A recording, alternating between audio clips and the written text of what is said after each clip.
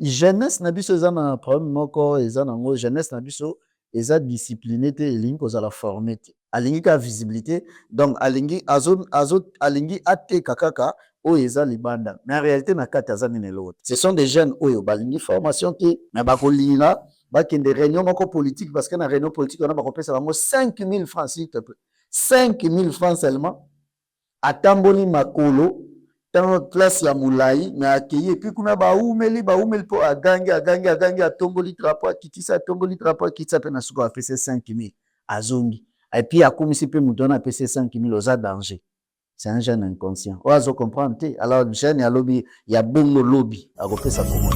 Oui merci Seigneur. On est là dans votre chaîne, notre chaîne King Top News TV. Bagarre, émission socio-culturelle, politique. Beau s'abonner, Ponga, merci de s'abonner. Fidèles téléspectateurs, merci de votre présence. Sikoyo dans la chaîne Nabino King Top News, une chaîne qui vous aide à avoir des informations à temps réel. Nous sommes ici dans le plateau d'Abissoya de l'eau pour parler avec mon invité Nono Nzala, entrepreneur, et aujourd'hui nous allons parler sur l'entrepreneuriat des jeunes. Papa Nono, Oui, bon. Bonio. Bien, papa. Qui mes amis? Qu'est-ce qui fait ou qu'est-ce qui est à la base les lots et la jeunesse baza qu'on se retrouve dans sa totalité?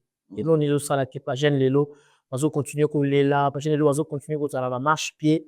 Il y a pas politicien, mais c'est comme dans une nomination, bazo nommer bato mususu, bazo nommer bato telebanda ya mboka, bazo nommer mais pas jeune baza na kati ya Kinshasa, na kati ya République démocratique du Congo, baza toujours marginalisé, baza considéré. C'est tu à quoi? Bon, on a koloba d'abord qui a mauvaise gouvernance, ezali mauvaise gouvernance, ezali pe mauvaise foi il y a ba autorité mingi, ezali mauvaise foi parce que déjà ceux qui tokei ata na niveau il y a système éducatif na biso, vraiment na que système éducatif na biso lelo ezali susu oyo tokokaki kozala na yango te. Omoni système éducatif na biso ezosenga ba modifier yango ezala changer. Ce qui fait en sorte que qu'on remarque que bato bazo gouverner biso mingi omona bana na bango batanga awa te. Est-ce que sur ça la remarque wana? Remarque que bana bango batanga awa te, bazo tinda bango batanga ailleurs. Mais biso awa to na système éducatif moko bazo bourrer biso na ba matière ebelé mais qui ne nous aide pas na pratique ya vie boy. Au moins c'est qui fait en sorte que bana na bango tango boya ba yeso ko gouverner biso. Ceux qui talika bata bato basa na gouvernement bato nyonso bazo travailler lelo la plupart. Vraiment baza ba héritier politique. Mingi baza ba héritier politique. Soko landeli yango bien komona ke so tangi kombo maboy. Papa na ye azalaka déjà. Vraiment na kombo ya papa wana ezalaka déjà. Mutu moko lelo aza peut-être n'a pas exemple par exemple Jean-Pierre Liaou. Wale Liaou moko boy azala déjà. Ceux qui ont toqué na président na biso ya Sénat lelo Sama Lukonde. Son père azala déjà na Jekamine kala. Est-ce que tu comprends? Lamba moleka tel qui oui. On a toujours que même Félix Antoine Tshisekedi, il faut voilà, c'est ça. Donc on a que les deux beaucoup plus Congo ils ont comme un héritage mobo politique. Il y a des gens qui ont été là avant et puis bango ba formé bana bango et puis bana bango ba yé bazo gouverner biso biso sur lelo il faut net yo boye net papa net au se battre au sala como yo monet yo boza réalité politique c'est-à-dire que oza na mouvement boye ta sala combat fungo lonzela da pour se battre je monne des problèmes mais ba msusu mona bazo les cas facilement parce qu'il y a eu des gens avant et donc on a kolobaki ba jeune sur bazo se retrouver les ça mauvaise gouvernance toujours subir vraiment mauvaise gouvernance moko na zo baté et ko changer quand na zo baté pour na copier ce exemple lobi to kokoya kolobaki ezalaki temps ya batu ya oko remarquer que moi groupe moko de personnes oyo basombaki bandako mingi batongaki mingi bazalaki mingi téléphone oui okomona ki mingi ezalaki neti temps ya PPRD et lelo bato mona bakoyebi soki eza temps ya IDPS sikoyo nga nazo poser question temps ya yo nanga eza quand l'État aza na makoki pe makasi nyonso ya kofavoriser bato na domaine nyonso baso retrouver. C'est-à-dire moto aza footballeur a se retrouver na football, moto aza basketteur a se retrouver, moto aza commerçant a se retrouver, coiffeur a se retrouver, journaliste a se retrouver. L'État aza na makoki ya kopesa en fait akosala faveur nyonso na po bato ba se retrouver. Mais soki l'État azokipe a favoriser bato ti ozomona nde ezosala neti moto nyonso mpo ase retrouve azokanisa neti il faut kaka akota politique.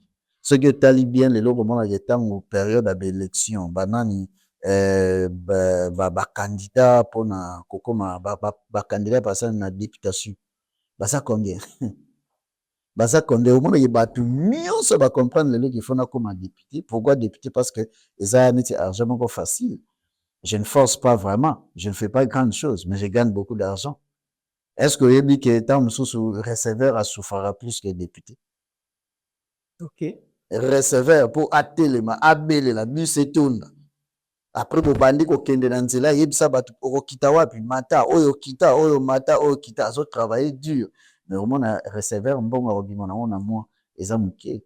Na ntango mosusu atravailler plus na ndenge ya koforce nzoto boye plus que le député. Fidèles téléspectateurs, nayebi bino toyambi nono nzala azali moka bakambi ya bajeune. La République démocratique du Congo, c'est aussi un entrepreneur. Voilà pourquoi tu as quitté Betanaï Masolo. D'ailleurs, nous avons annoncé dans King Top News. Tu es un consultant en entrepreneuriat et en motivation des jeunes. Donc, désormais, les anaïens les trouvent dans Betakasiko Masolo, en Italie bilingue, puis en Italie entrepreneuriat. Mais président non, nabiro parce que la président la structure nayo, nayo tu as tout non tuna yako luba. Tant politique, marcher sur la jeunesse. Est-ce que l'expression au Balobaka, la jeunesse c'est l'espoir de demain, réellement, et vous avez vécu? Namboka la biso vous avez un problème. Et vous avez un problème lelo parce que déjà na kati mboka na biso na deux catégories de jeunes. Namboka na biso tu ba jeunes baza conscient, c'est-à-dire que baza ba jeunes oyo malgré tant sur l'état zo favoriser makambo te malgré makambo za facilité mais baso se battre banisa la quand même ka battu bazali. Mais il y a aussi des jeunes inconscients, excusez-moi Robin vraiment inconscient parce que ce sont des jeunes oyo ba conclure na mitu na bango qu'il faut bazala sima ya ba jeep ya ba politicien balanda ba politicien ba pesa ba mbongo lelo ba bois que le $20 le $30 liango esili après le côté donc ils ne se forment pas. Ce sont des jeunes oyo balingi formation te balingi nini te soko organiser loko moko olobi ata ocha formation na gratuite bakoyati mais bakolinga bakende réunion moko politique parce que na réunion politique on a bakopesa bango 5000 francs s'il te plaît 5000 francs seulement atamboli makolo tango place ya mulai mais akeye et puis kuna baumeli po agangi atomboli drapeau kitisa atomboli drapeau kitisa pe na suko a pesa 5000 azongi et puis akomisi pe muto na pesa 5000 oza danger. C'est un jeune inconscient. Oazo comprendre te alors jeune ya lobby ya bongo lobby akopesa komoni. Tant ça sera bilenge et loko nini oyebisaka bango oyo lobby ekoki ko changer même vie na bango soki ba prêter attention. Et loko ya liboso na yebisa bango esengeli ba se découvrir mutu na mutu ayeba aza nani pe makoki nini aza nango nini akoki kosala mpona Congo. Okomona ke lelo malgré ndenge tozoloba ke mboka ezotambola bien te to eza bien te mpo makambo ebele nano peda eza pena en place te mais okomona ke tozomona ba jeune bazo se distinguer. Okomona ke na niveau ya journalisme tozana ba jeune bazo se distinguer na niveau ya peut-être ya sport ezana ba jeune bazo se distinguer, c'est-à-dire que esengeli o se découvrir soki o se découvrir oyebi oyo ozali alors oyeba pe nini esengeli na yo pour avancer. Ata soki bato bazo dirige biso ba pesi biso pena opportunité te mais ezapena ngolu mo bo nzamba salaka oyekoki ko bimisa yo. Donc la plus grande chose c'est se découvrir et puis chercher à mettre en pratique c'est que tu as comme compétence et robimisa yo. Mais ce que tu as vu la fenêtre moko tozo kana yango rapidement. Au monte que ba jeune ebele lelo pani pesi na mamanzambe de bakumpi ba boyiko. Apparemment église eza ko endormir ba jeune ebele hein. Bon, nayebi penza te na ndenge parce que chaque église eza na vision nango et puis chaque pasteur aza na vision na ye. Nayebi te mais ba ndenge nauti koloba awa toza na deux catégories. C'est-à-dire qu'il y a des jeunes oyo lelo bazwi makambo ya Nzambe lokola moyen moko boye mpo bango mpe bazwila kwanga. Eza naza sûr que eza ba jeune wana yo ozolobela. C'est-à-dire ba jeune baza tout ce qui est apprendre balingi yango lisusu te. A préférer lundi 10h amemi bâtiment bona ngomba bake ba prier après bopesa Nzambe. Mais c'est pendant oyo azoloba bopesa Nzambe wana bapesi pena Nzambe te eza nde ya ye moko. Aye azongi nango. Ce sont ces jeunes là oyo kokoloba ki baba fainéant parce que biso toza pe ba jeune na kati ya église mais tozo se battre pour tout ça la makambo ndenge mususu. Tokoki kowumela tokoki te ko se tromper na kati ya domaine oyo tozali to na kati ya makambo oyo tozali. Makambo ya Nzambe ezali esika ya koya koluka kwanga mpona libumu na yo te. Makambo ya Nzambe eza makambo mosusu, eza lecture mosusu, eza lecture pena oyo libanda epakolaka église te. Mais église eza na lecture mosusu, eza makambo mosusu na kati oyo bato esengeli bacomprendre. Makambo ya Nzambe eza makambo nga na koya te nakosela yo bamakambo ka ebele na Bible tout ça mpona zwa mbongo te, eza bongo te. Eloko soki nasali yango bongo eza péché et puis naza penza nakozala pena mosala Nzambe na vrai nom na yango te. Ozomona. Est-ce que aujourd'hui église eza na apport moko majeur na jeunesse ya République démocratique du Congo? Est-ce que lelo on peut dire que non, l'église joue un grand rôle et l'église est en train de réussir dans sa mission sur l'encadrement de la jeunesse? Je peux dire à 40% oui. Comment ça 40%? Bon, 60% sur Tchang. À 40% oui parce que pour nani na à 40% parce que ces jeunes là que vous voyez à l'église là, ba jeune ebele ozomo na pe na église wa. Même makambo ya église oyo bango bakendaka wana. Balingi ko apprendre en moti. Est-ce que vous comprenez? En fait, na jeunesse na biso eza na problème moko eza na ngo jeunesse na biso eza discipliné te elingi kozala formé te. Elingi kozala formé te même na makambo eza séculier, même na oyo eza spirituel. Donc lelo ko remarquer que jeune nyonso ya Congo moins na koloba ata 80% alingi ka visibilité. Alingi ka visibilité donc alingi alingi ateka kaka oyo eza libanda. Mais en réalité na kati aza nene lote. Raoul la visibilité mais na kati ezate. Même na ba église, ba formation ezali ba réunion où eza vraiment éducative, ezali na ba sujet moko important au soki ba ye ba ko apprendre mais mingi ba ki ma rappel ba réunion wana. Ya komona lobi ka 40% parce que en réalité tant église aso luka azo tant mususu plus de 100 jeunes na organisation na ya sali mais mon akoki pena ko atteindre 100 jeunes te. Azo tant mususu 25, 30, 40. Est-ce que tokoloba ke église azo longa pena à 100%? Tokoloba ngote. Na sens oande na lobeli parce que participation est faible. Participation ba jeune est faible na ba makambo église est organisée. Est-ce que donc vous vendez na ba pasteur, vous vendez vous na kati ya église et la jeunesse, vous vendez na ba pasteur, vous sola na ba pasteur, est-ce que vous sentez la volonté chez les pasteurs de propulser même les jeunes de l'église parce qu'actuellement nos églises sont remplies de jeunes. Nos églises de réveil sont remplies beaucoup plus de jeunes que des vieux. Tous les colonie totinda bangona kimbangiste, bani colonie totinda bangona l'église catholique, mais dans l'église protestante aussi. Mais dans l'église de réveil, c'est beaucoup plus les jeunes. Est-ce que ma pasteur au bouvent d'arabe bongo sur le lac? Vous sentez en eux l'esprit et la volonté de propulser les jeunes de l'église? Bon, en tout cas, moi, je parlerai par exemple de mon pasteur. Ici, on ne parle pas de taquiner. Hein? Oui. On a posé une question. Oui. On ne parle pas de taquiner les autres pasteurs, mais on parle de répondre vrai. Oui. Soyez vrai avec vos propos. Oui. En tout cas, moi, je parlerai par exemple de mon pasteur. Mon pasteur, il n'y a pas le côté qui les préoccupe plus, si ce n'est les codymes et la jeunesse. Les codymes et la jeunesse à VAK, en fait, département et la jeunesse, département et codymes, parce que ces enfants-là, bangonde ou bazo ya lobi, baya okoma, awa, et puis baya okoma kuna. Alobaka, jeunesse na et codymes, c'est là, et na des paiements. Donc, et d'ailleurs, Koutou, alobaka ke, différence ezali entre muto adulte, oyo, abongoli motema, na kimokolo na moto auti par exemple na Econim différence ezalaka parce que oyo auti na Econim abandi déjà kozala formé na makambo ya Nzambe depuis bomwana na ye ok moto ayekoli makambo depuis bomwana abungisaka yango difficilement mais moto ayekokola na kimokolo eza pasi mosusu oyebisa ye kete kotambola boye te zonga boye ozomona donc lisu na ye plus ezalaka mpenza wana parce que ce sont ces gens là qu'on doit vraiment former pour demain c'est ça. Et c'est cette lecture-là que nous devons aussi avoir, et surtout que bateau peut gouverner, mais il faut baser non amour. Là où on a olobeli aena si côté lobela pasteur avec la jeunesse il y a une église là-bas. Est-ce que vous sentez là cette volonté là de la pasteur pour propulser ma jeune église?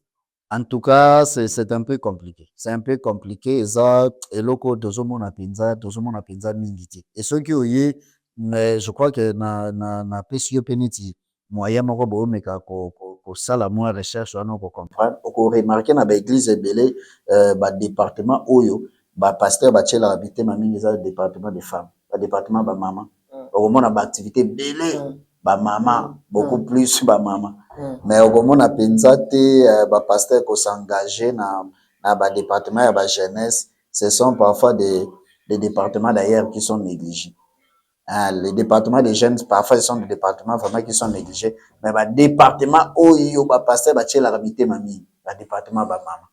Au moment où ba maman pena kuna, au moment c'est tout des au mois de mars, au moment on a partout ba maman, au moment ba pasteur, je même qu'on participe na ba rena ba maman, mais na ba rena ba jeune.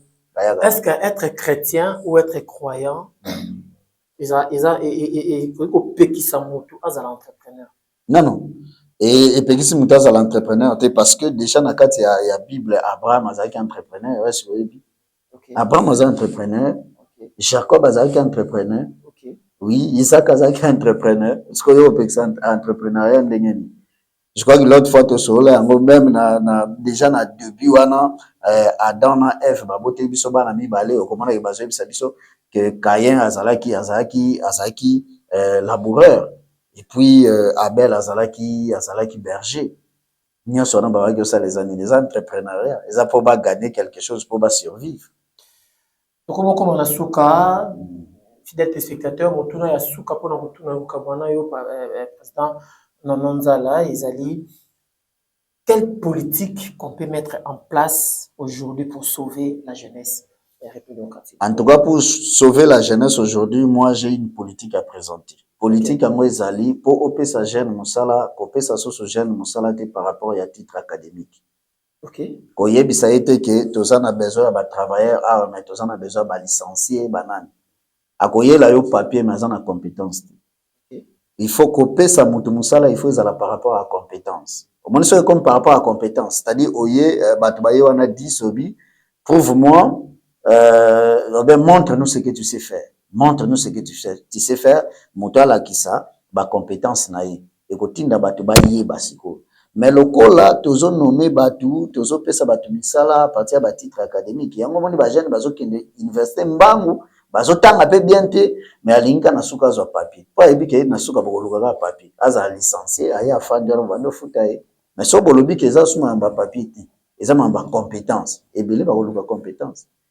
Et belé même kotanga wana bakotanga ngo bien ezaka ka stratégie au même bato bazo diriger biso bazo ça Congo oyebi Congo bato abomi yango eza bato bazana ba diplôme belé eza ba docteur amoye ba titre belé bango nde bazo koisa Congo loba kaka lelo ki ata président de la République soki a nommé par compétence a nommé sous par ba titre académique marambe ko changer mutunyo sa luka ko masiko na compétence ouais mutunyo sa luka ko na compétence. Oyebi que par exemple na chaîne na biso awa tous on a besoin ya caméraman. Est-ce yo lo bakena na besoin ya mutaza licencié boyebo. Après tant ko ya wana mona za na titre mais makambe bela ebité ayebi ko mané caméra te ayebi ça bote ya ega na papier. Après place on est comme bo banda soso ko apprendre et tout ça.